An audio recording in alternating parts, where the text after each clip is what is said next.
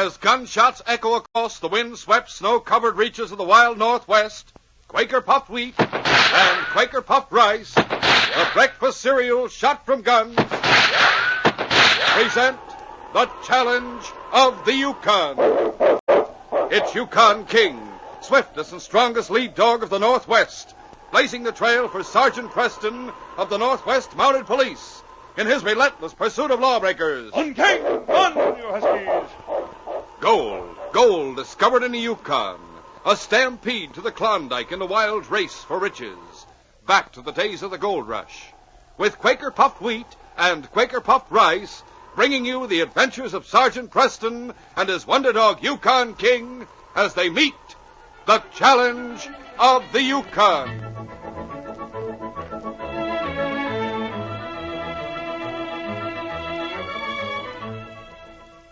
Extra, hear all about it! Yes, hear about the double-header breakfast treat of the week.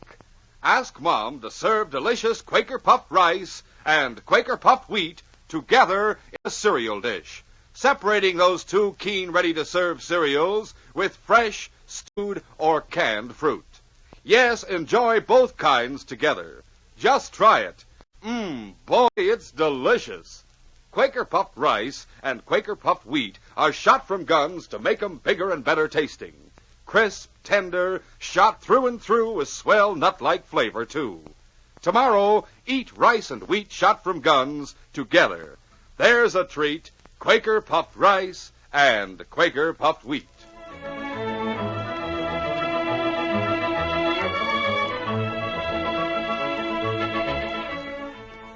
Like many another adventurer who drifted north to the Yukon in the wake of the gold rush, young Gerald Fanhope was something of a mystery man, a man without a past. Although his Oxford accent bespoke a cultivated background, the young Englishman was obviously a drifter. Sergeant Preston knew no more of him than anyone else in Dawson City, until one day Inspector Maynard called the sergeant into his office at Mounted Police Headquarters. Sergeant, have you ever heard of Sir Edward Fanhope? Sir Edward Fanhope?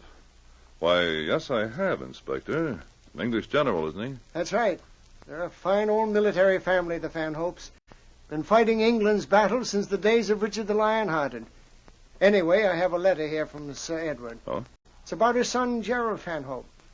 Do you know him? I know of him, sir. What you know is none too favorable, I dare say. Well, frankly, it isn't, sir. He seems to be pretty much of a black sheep. Yes, so I gather from Sir Edward's letter. Listen to how he ends it, Sergeant. I should therefore be deeply grateful if the members of your force would keep an eye on my son, and if you yourself would occasionally send me word of his general situation. Signed, yours respectfully, Edward Fanhope, Baronet. Would you like me to keep an eye on young Fanhope, sir? Perhaps you'd better, Sergeant.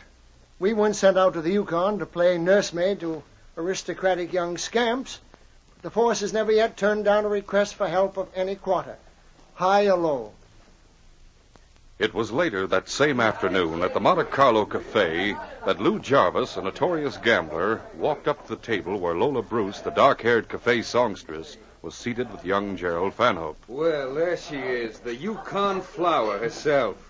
I've been looking all over for you, Lola. Hello, Lou. Well, don't you sit there, baby. Come on. You and me are dancing this next dance. Sorry, Lou. I don't feel like dancing. You don't feel like dancing? You mean you'd rather sit and talk to little Lord Fauntleroy here? That's right.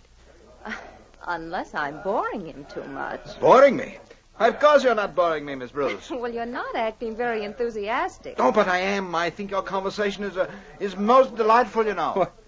He thinks your conversation is most delightful. Well, that's just too bad, Percy. Because the little lady's going to dance this next dance with me regardless. Come on, baby. Take your hands off me, Lou. I said come on. Jerry Fanhope, if you ever expect me to speak to you again, you'd better do something and do it mighty quick. Look, Jarvis, I really don't think you should... Come on, the kid's yellow. He's not worth wasting any more. Well, so you finally got up enough nerve to swing at me, eh, Percy? I warned you, Jarvis. Yeah, and I'll do more than warn you, Fanhope. You'll kill the poor fella. Sure will. Look, Lou'll knock him clean out of the cafe. The gambler's next punch knocked young Fanhope against the wall of the Monte Carlo. Jarvis rushed after his victim, intent on delivering still more punishment. Now, Fanhope, I'm really going to finish you off. Just a minute, Jarvis. Say, who do you think We you are? don't hit a man when he's down. Why don't you mind your own business, Monty? You'd better be on your way, Jarvis. All right, I'm going. But tell little Lord Fauntleroy there when he wakes up that next time I won't be so gentle. Is he all right, Sergeant? I think he will be. How you feeling, fella? Oh, I feel like a charge of dynamite just went off near my head. Come on, I'll help you up. Thanks, Sergeant. Fanhope, I know this is no time for sermons, but can't you find a better way to spend your time than hanging around places like the Monte Carlo? What difference does it make? I'll say I'm no good and let it go at that. Oh, if you were no good, Jerry, you never would have stood up to Lou Jarvis for me. They knocked me out. I'm no good and I never will be. Well, that's not true, Jerry. You weren't born to be a drifter. You can break away from this life and make something of yourself if you only try. Why should I try?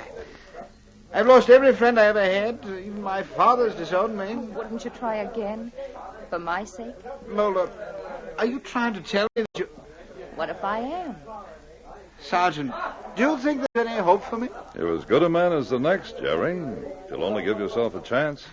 What would you suggest? How would you like to go prospecting for a couple of months? Prospecting? But, Sergeant, I wouldn't know pay dirt if I was buried up to the ears in it. You don't have to. A sourdough friend of mine named Ike Ferguson's looking for a partner. He'd show you the ropes. It would certainly be an experience. It'll be more than that, Jerry. It'll be a complete education. The Yukon's a hard teacher, but if you stick it out for a few months, I don't think you'll ever regret it. All right, Sergeant. I'll do it. It was almost 6 months before Sergeant Preston saw Gerald Fanhope again. It happened on Indian River, where Ike Ferguson and the young Englishman had staked a double claim. The sergeant could hardly believe that the bronzed, rugged figure that stepped forward to greet him, toughened by hard work and months of living in the out-of-doors, was the same pale man he had spoken to in the early spring of that year back in Dawson City. Why, you're as brown as an Indian and at least 20 pounds heavier. Here, let me see your hands a minute. Not exactly the same lily-white hands you had last time I saw you. He's a real sourdough now, Sergeant. Looks like the two of you made a pretty good team. I guess we did it that, eh, Ike? You bet we did, Jerry. Where are you heading, Sergeant? Why, on the way back to Dawson? Would you mind if I traveled with you? Certainly not, Jerry. Be glad to have company. Fine. I'll get my gear together and we'll leave right after breakfast. You see, I want to buy some supplies and pick up my mail at the Dawson post office. Yeah, that's right. And just incidentally, he wants to see a certain little girl named Lola Bruce.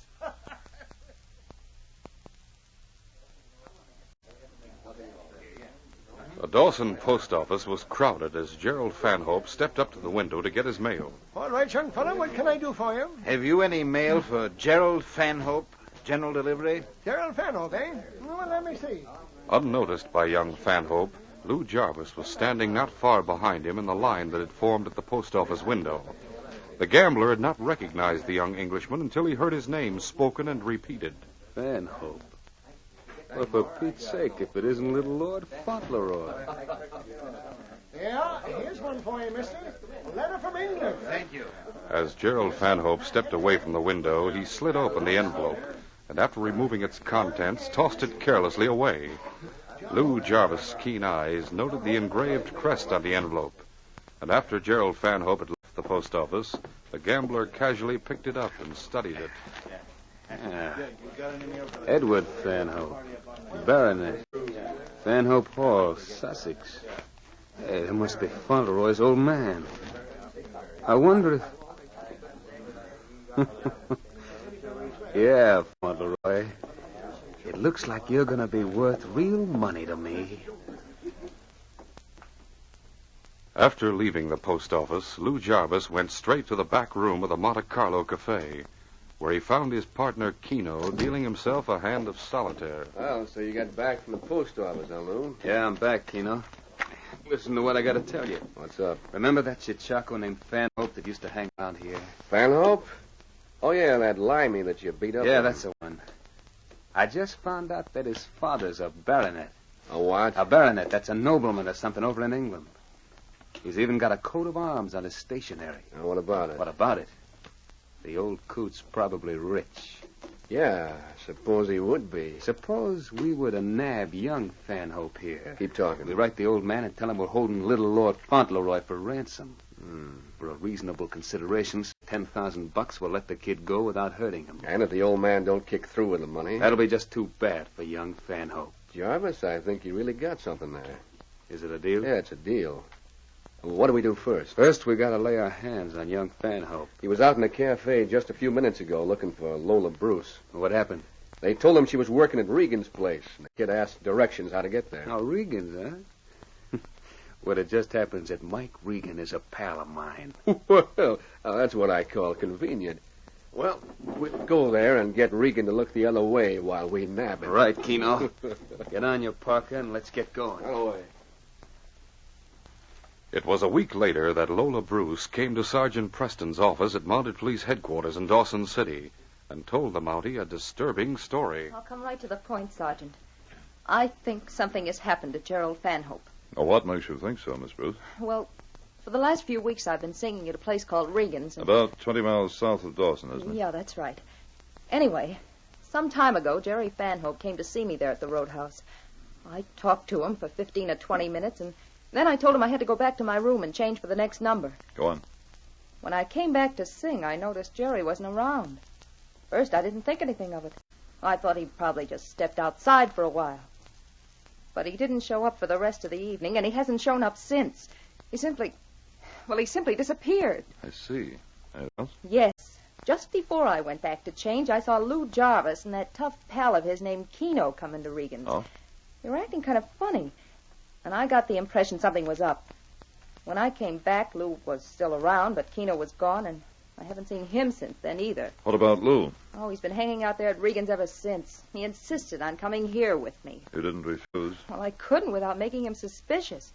I had all I could do to shake him long enough to come here to your I office. see. Well, Miss Bruce, we haven't much to go on. The situation certainly bears looking into. Suppose I go back to Regan's with you and investigate. Oh, Sergeant, I'll be ever so grateful if you will. How soon will you be ready to leave? Well, give me half an hour to do some shopping, then I'll meet you in front of the music hall. Fair enough. I'll see you there in half an hour. But the rendezvous was never to be kept. For as the dark-haired songstress walked away from Mounted Police Headquarters... So you've been talking to the Mounties, eh, Lola? Lou Jarvis. That's right. And I got a gun right under this rabbit skin robe that's draped over my arm, so don't try screaming for help. What are you going to do? Never mind the questions. Just walk over and climb into that sled. And, baby, if you make one false move, so help me, I'll put a bullet right through that pretty little head of yours. We'll continue our story in just a moment.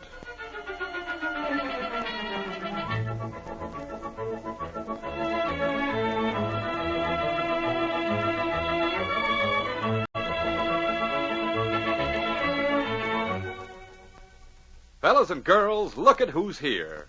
Here's a fellow that's the laziest man I've ever seen. I am the laziest man in the world. Boy, you sure sound like it. Gee, don't you ever get tired of being such a lazy man? Not me. Gosh, I would. What do you do for excitement? Oh, nothing much. Boy, you sound so lazy, I'd hate to have the job getting you up for breakfast. Breakfast? Yeah. Breakfast? Brother, now you're talking. Gee, you mean you actually wake up for breakfast? Boy, oh boy, do I. Man, I take that big old package of Quaker puffed wheat or Quaker puffed rice. You like wheat or rice shot from guns? Like it? Say, there's the only breakfast for me. And all you have to do is pour on the old milk, add some fruit, and hey, what's the matter? I forgot. Gosh, what am I getting so excited about? It's not breakfast time now. So long, friend. I'll be seeing you. Well, I'll be.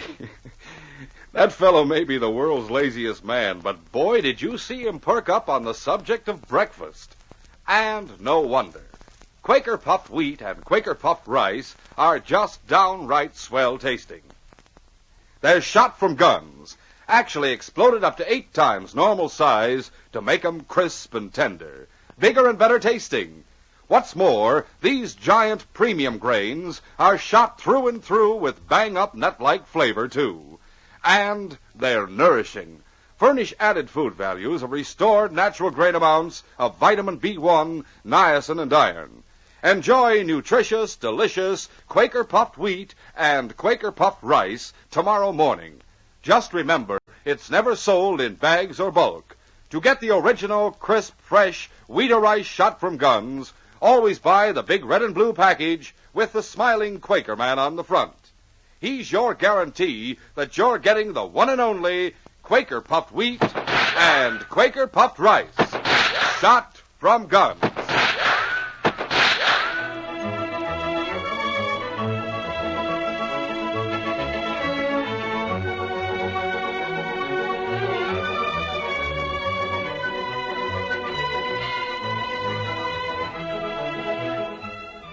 Now to continue our story.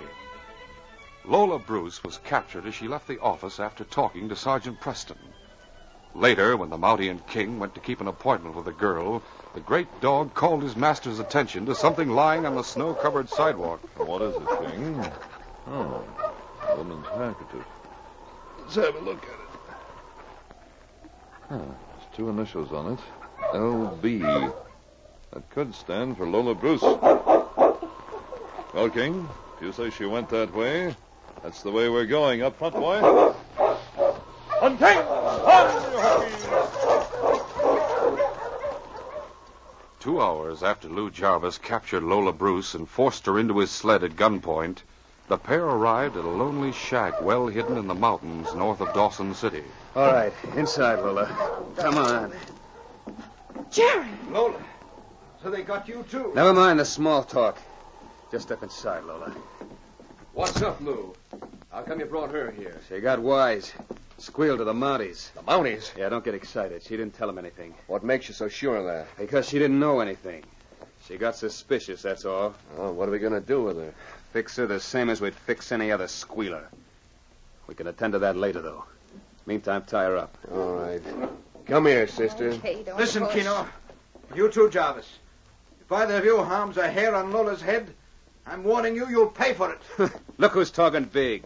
Little Lord Fauntleroy himself. Yeah, Never mind him, Keno. Just go ahead and tie her up. Have tying her hands. Take it. Want me to tie her feet, too? No, never mind. She won't run away. Hey, look, Jarvis, I don't like this setup. How do you know the Mounties won't trail you and this girl to the shack? How can they trail us here when they don't even know I've nabbed her? She's tied. Well, just suppose they let you nab her, so you'd lead them here to our hideout. Hey, I never thought of that. Oh, stop worrying. Even if they were using the girl as a decoy, how can they trail us with the snow covering our tracks almost as fast as we made them? In case you don't know it, Jarvis, Sergeant Preston's got a dog that don't need tracks to trail a person. What? Yeah. Maybe you're right at that. Tell you what, Keno. Take your rifle and go out and stand guard on that ridge overlooking the trail. All right. I'll swap places with you in half an hour. That way, if anyone's trailing us, we'll sure be ready for them. Now you're talking sense, Jarvis. 20 minutes later, as Lou Jarvis was just finishing a makeshift meal, Keno came rushing into the shack with a tense air of excitement. Hey, someone's coming up the trail. Can you make out who it is? Oh, he's too far away. But there's a big free lead dog running ahead of the team, which means it could be Preston and dog of his King. Preston, eh? Well, if it is him, we'll settle his hash quick enough. You got your rifle ready? I sure have. All right. Let's get out there and gun him down as soon as he comes into range. As the door slammed behind the two crooks, Lola and Jerry looked at each other with undisguised alarm. It must be Sergeant Preston. I managed to drop my handkerchief in front of Mounted Police headquarters when Lou Jarvis kidnapped me. The sergeant probably found it and trailed us here. They'll shoot him down without hesitating. Oh, if only we could do something to warn him. Lola, wait. Look over there on the table. The knife Jarvis was using to cut the cheese. See, my feet aren't tied. I'll get it and cut you free. Although her hands were tied behind her back, Lola had no trouble picking the knife off the table. The moment her fingers closed around the hilt, she hurried back to the chair where Gerald Fanhope was tied. Meanwhile, Jarvis and Keno had taken up positions on the ridge overlooking the trail and were watching the approaching dog team and driver with tense interest. That's Preston, all right. I'll swear to it. Well, don't shoot till he gets in easy range. There's no use muffing the deal when we got an easy setup like this. Don't worry, I'll attend to Preston. Hey, what about them two back in the cabin? Ah, they're all right. They won't... Holy mackerel. What's the matter? I forgot all about that knife I left on the table. Better go back and make sure everything's okay. Inside the cabin, Lola had succeeded in cutting the thongs that bound Jerry Fanhope's wrists, and Jerry himself was now sawing away frantically at the cords around his legs. As Lou Jarvis burst into the shack, the last thong snapped, and the grim-faced young Englishman sprang to his feet, free at last. So, Fanhope, you got free. Yes. And now I'm going to settle the score with you, Jarvis. With a knife, eh? I don't need a knife to handle a rat like you. I'll throw it away. Fanhope, that's the biggest mistake you ever made in your life. Warily, the two men approached each other. And then suddenly, as they came face to face, Jarvis lashed out with a terrific left. But Jerry sidestepped the punch and came back with a smashing right. It sent the gambler hurtling back against the wall of the shack. For a brief instant, Jarvis stared at his opponent in sheer amazement. Then he recovered and waded furiously back into the fight.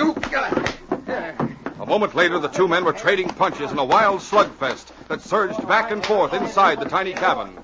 Jarvis had expected to beat Jerry Fanhope as easily as he had beaten him before on that afternoon months ago at the Monte Carlo Cafe. But he soon realized that the husky battler who faced him now was a different man from the soft young ne'er-do-well who had fallen victim to his punches on that earlier occasion. Watching the fight breathlessly, Lola thrilled to the realization that this time the man she loved would emerge victorious. As Jerry Fanhope's fist crashed squarely against his jaw, Lou Jarvis tottered weakly for a moment and then collapsed in a heap on the floor of the cabin. Jarvis. I guess that evens the score a little. Jerry, don't forget Keno. You've got to hurry. That's right, Lola. I'd better go. At that very moment, Keno was raising his rifle and taking careful aim at the approaching figure on the trail below. Oh, I'll get him. His finger was already squeezing the trigger as Jerry Fanhope burst suddenly out of the shack. Seeing that there was no time to reach Keno before the crook fired, Jerry shouted a frantic warning to the sergeant. Hey, what? Startled by Jerry's shouted warning, Keno gave a jerk of surprise and the shot went wild. Whirling angrily, he prepared to deal with the escaped prisoner. I'll get you for that. But before he could level his rifle to fire at the young Englishman, Jerry was upon him and grappled with him for possession of the weapon. Jerry was winded by his terrific battle with Jarvis, and the big heavy-set crook Keno soon caught him off balance and knocked him to the ground.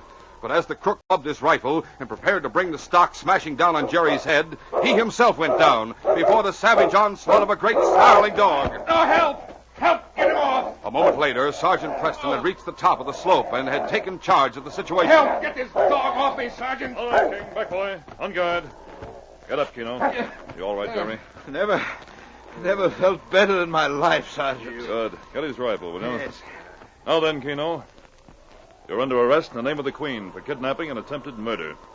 Your partner, Lou Jarvis, will stand trial with you on those same charges. A few minutes later, inside the cabin, Jerry and Sergeant Preston had released Lola Bruce and securely tied the hands of the two crooks. There. I guess that'll hold him. The same rawhide thongs I used on you and Miss Bruce. That's what you call poetic justice. Oh, but you missed the best touch of all, Sergeant. Huh? What was that? Seeing Jerry lambaste Lou Jarvis. Oh, I've seen a lot of fights since I came to the Yukon, but this is the first one I ever enjoyed watching. From the looks of Lou Jarvis' face, I can see what you mean, Miss Bruce. It was several weeks after the capture of Jarvis and Keno that Sergeant Preston met the father of Gerald Fanhope in the office of Inspector Maynard. Sir Edward had crossed an ocean and a continent in frantic haste after receiving the letter from the two crooks demanding ransom money for the safe release of his son.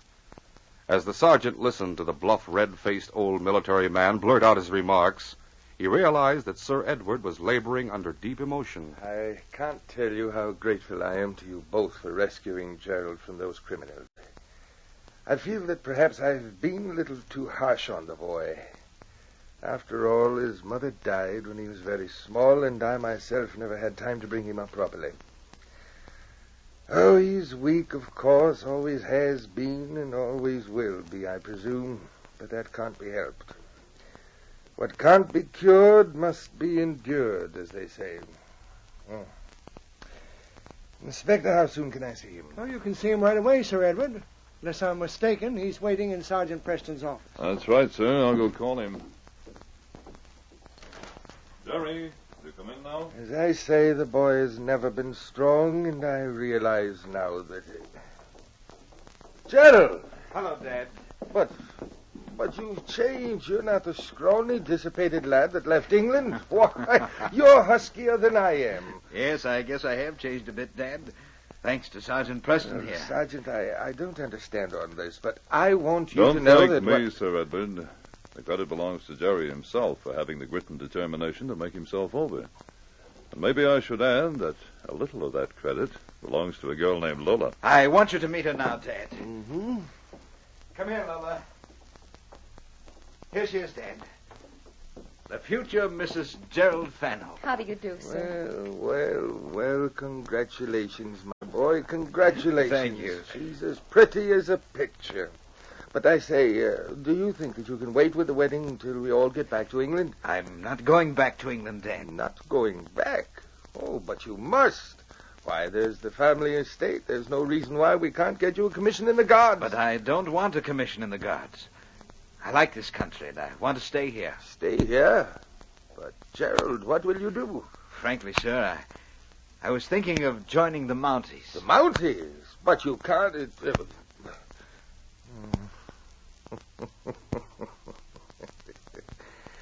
Gerald, for once you have my complete approval. Yes, King. Now we can report to the inspector that this case is closed.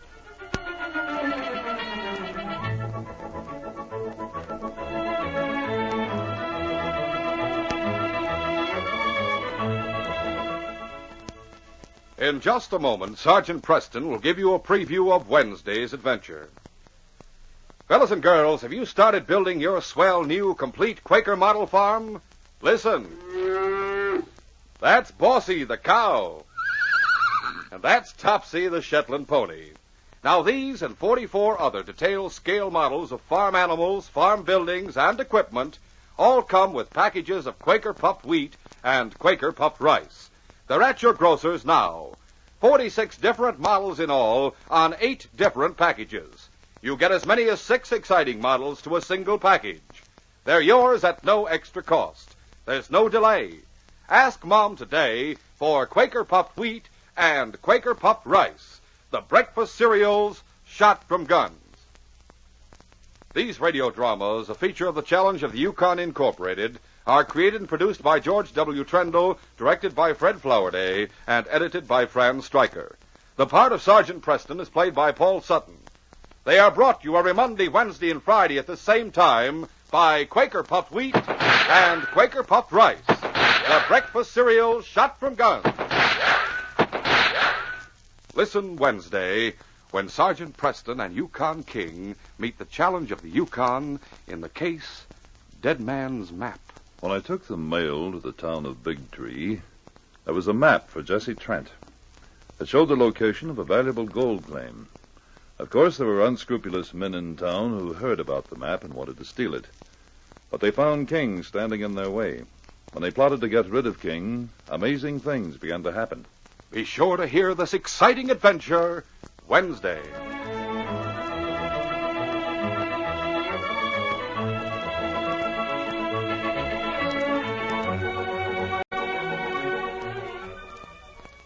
Ever notice how some dogs have thick, glossy coats, the kind you'd like your dog to have? Well, chances are dogs with good-looking coats and sturdy bodies get the right food. That's why you should feed your dog Kennel Ration. It's packed with vitamins and minerals, and he'll love it.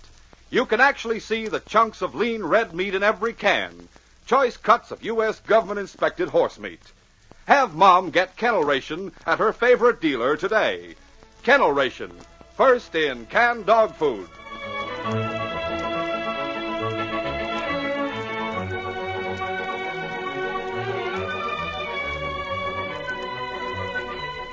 This is J. Michael wishing you goodbye, good luck, and good health from Quaker puffed wheat and Quaker puffed rice. So long. This is ABC, the American Broadcasting Company.